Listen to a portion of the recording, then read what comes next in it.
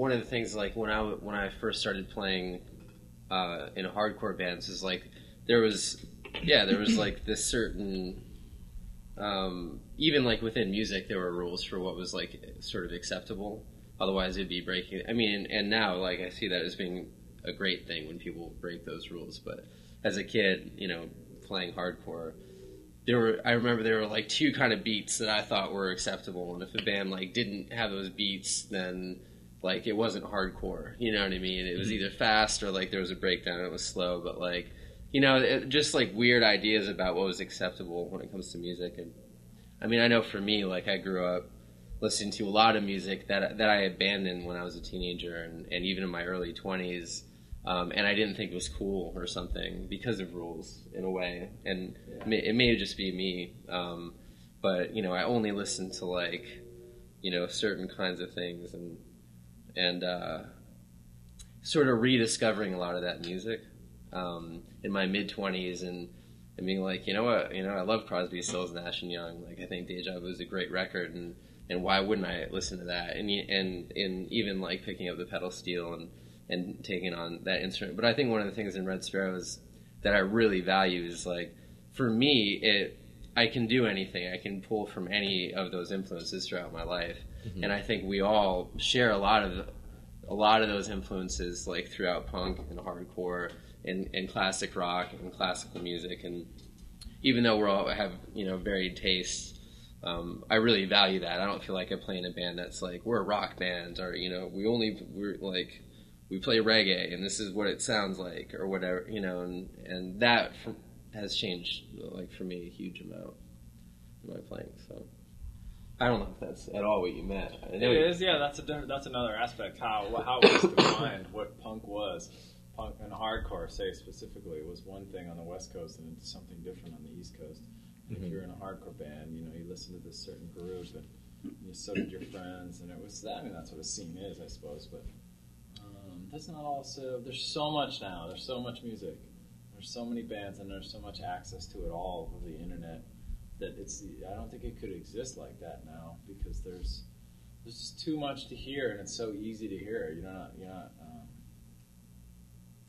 I don't know. It's just so much out there. It's funny you mentioned that, because I was just going to get to that, as far as, like, when you look at East Coast bands like Converge or Dillinger and all of those bands, which you guys have very close ties with, what was the mindset then? It seemed like it was more of a community of people that just got together and just played. Well, those were the bands that because I grew up in Connecticut, and Nate, who plays in Converge now, used to play in a band called Channel, and my first out-of-state show was with Channel. We actually met those guys in D.C. And I feel like you said there was a huge difference between what was happening, maybe even more in the Northeast than what was happening on the West Coast for hardcore. And it's funny because the other day we played with a band called Glaciers, and the drummer for Glaciers played in Undertow. Okay. And Undertow was one of those bands that, like, for me, they were a West Coast band that was sort of like a little more like East Coast hardcore. But I remember the first time I saw them play, they're all wearing tight black clothes. And we all would wear baggy clothes. Like, we grew up, like, you know, it was like skating, baggy pants, and, like, real baggy shirts and baseball hats. Like, that's what hardcore was for me, in the way we looked. I remember seeing them and being like, who are these guys? Like, that's so weird. And I really liked that band when I was a kid. And there was this little shift in my mind. I remember being like, oh, all right, like, they look different, but that's okay, you know? Uh-huh. I feel like I grew up in the Northeast at a time when music was, like, really conservative in how it accepted people, and in a way that I actually don't really like when I think back on it, and in terms of how, like, people were accepted into it.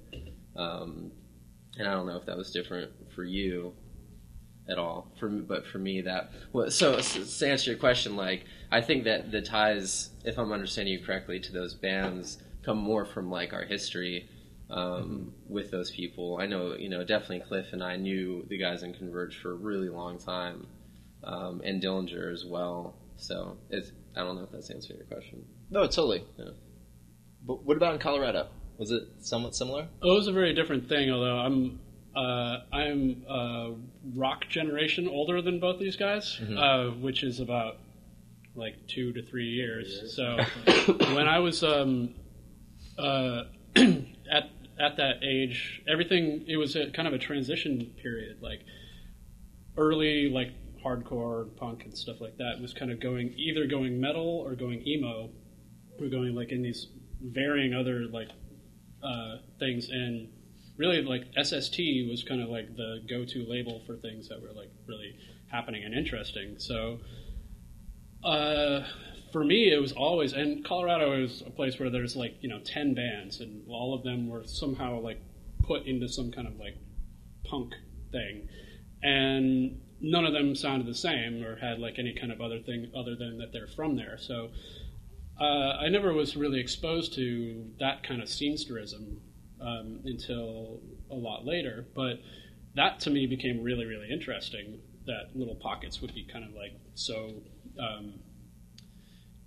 aesthetically minded and like focused on having everything be like completely one whole kind of a thing. And like what you were asking before, I think that still exists, like kind of across the board. I think there's a whole bunch of different styles of music, and kids naturally are going to have to want to define like lines, like in creating your own identity.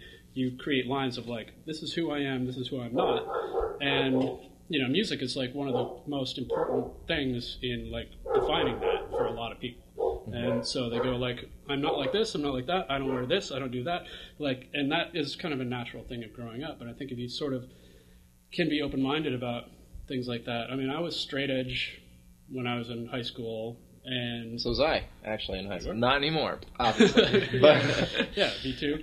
But I listened to Jimi Hendrix. Like, I kind of had this open mind about things that were outside of that area. I was really into psychedelic music. And, my best friend was like always trying to get me to listen to Love. And I was like, I don't want to listen to some stupid band that's called Love and some like, and the Doors and stuff like that. And I was like, oh, whatever. But I was into other stuff like Pink Floyd and things like that. And I think that kind of helped maintain somewhat of an open mind at an age where you're very conservative in, where you want to fit in. So what broke your edge? I realized that I was just not doing things because I was afraid of acting like a fool. I was like, I don't want to try drugs, or I don't want to try drinking or anything because I'm afraid that I might embarrass myself. And I think after I got to a point where it's like, but these are experiences that I think are kind of important to have, like kind of getting outside of yourself and really exploring things. So now he embarrasses himself all the time. On a daily basis, I embarrass myself. So, but I think it was kind of like trying to get over that. Where does that come? Where does straight edge come from? It's a reaction to people being fucked up all the time, sort of wastoids that don't really do or say anything. And I had friends like that in high school, and you can understand where that comes from. But I think once you lose touch of where that comes from, and you just see it as this thing to be involved in, then there's really not any reason to stay with it, because it's not a reaction for you. It's just a thing that you're doing. How serious could you be? It's true. Although you got to give Ian MacKay credit for still being straight edge. Well, I think there are people who, it's sort of like I'm vegan. I've been vegan, since I was 17, and I've known, and this is not a judgment in any way on towards anybody, but like I've known people that were vegan and no longer are, and then some people that are still vegan, and it really just comes down to a matter of like, is that personal choice right for me? Whereas there was a point when, people, I think, tried to sort of force those choices on other people, and people got involved in those choices just because, like, it was attractive at the time, but maybe stopped resonating at some point. There's nothing wrong with that at all. But I just think that's one of those things where it's like, yeah, that people really believe in those things, and for those people, then that's obviously hugely important, but it doesn't mean that it has to be one of those rules, in a scene. I'll be honest with you. When I listen to Red Sparrows, I smoke a lot of weed, and it just seems natural. Right? And it does. Honestly, because it's so like. What about you guys? When you write the music, do you smoke weed? Do you Some do, what do you? don't. Yeah. I don't smoke weed. It makes me want to go to bed. I don't know. It doesn't do anything for me except make me want to go to sleep. So I've never really caught on with it. But the music, yeah. What is it? Like, where does it come from? Well, I think that, yeah, that's something where, because your mind kind of explores when you smoke weed, and listening to music that is going to, like, kind of help inspire that, I think is a cool kind of thing. I think we're trying to make music that would, under any sort of influence or lack thereof, people kind of let their mind wander, you know, like kind of try to think of things. So we kind of really actively try to do that by having visuals and music and creating something that is going to be sort of like a bit of a distraction from the sense of where you are at any given time. Yeah, to tap into that sort of. That is a massive mosquito. Bug. Take hardcore, for instance. You can really tap into that energy right away with the music, you know. And I think we feel it in the same way. What we're making now sort of taps into this energy that we have. It's not like the same like energy as hardcore. It makes you like, yeah. But it's this sort of other feeling, you know, we can tap into. Yeah, it definitely, like, writing our music, I don't think for any of us comes out of drugs or like they don't need to be there. I agree with Dave. Like, I've actually, like, smoked very little in my life, and times that I have gotten high, the thing that I've noticed is that my mind, it's like it takes less for me to be entertained or something. Like, I don't need to have as much going on, and so I can really focus on listening to music. For me, I can't play, like, when I'm high. I end up playing, like, a blues pentatonic riff for about an hour, and that's all that happens, you know, which can be awesome. Yeah, you make better choices. I think we make better choices sober, for sure. Yeah. Musical choices and other things. I don't know. But I like the idea that our music could inspire people to want to take drugs. To, like, actually, of course. You know, take their mind other places, you know, like, or not do them at the same time. And I think it's something where, because in listening to it, it is something where you're going to be paying attention in some certain way, you know, like, I'm going to smoke pot and listen to this record to create, like, this is going to be my experience for the next 2 minutes, or if I'll just have it on repeat all night, whatever. Yeah. So, I was talking with someone about Hawkwind. I read this interview with Lemmy where he was talking about they would put on these huge shows and hand out acid, I guess, or I don't know if people actually knew that they were taking acid or not. I think they probably did, but they would lock the doors to the venue so that people couldn't get out and, like, force this crazy experience, you know, on people. And while I'm sure that was, like, horrific for some people and probably amazing for other people, like, I do like the idea of, like, creating this sort of unique experience, and I was talking to one of the guys in Fang Island, I think, about it, just like how we were wondering how many people do acid at shows anymore, you know, because it doesn't seem like I very rarely, every now and then there's someone, but it's almost like oh, they must have wandered in here, like, you know, they're not really actually supposed to be at the show or something. yeah. But it seems like so rare that I actually see someone sort of out of their mind on drugs. But that when I hear stories like that, it sounds like such an intense kind of cool thing in a way. Even though I'm sure it's like the myth of it more than anything else. But yeah, let's bring that back. Yeah, I'd imagine people probably do that at, you know, really big shows like Radiohead or Tool or something, like people doing acid. But I don't know, probably not like that much. Yeah. But yeah, smaller club shows would be cool. Everybody just take acid and come see our I'm about to. Are you guys surprised by that whole East Coast scene, Dillinger, Converge, everything that was going on at that point? Are you surprised with how that has influenced music, especially like hardcore music?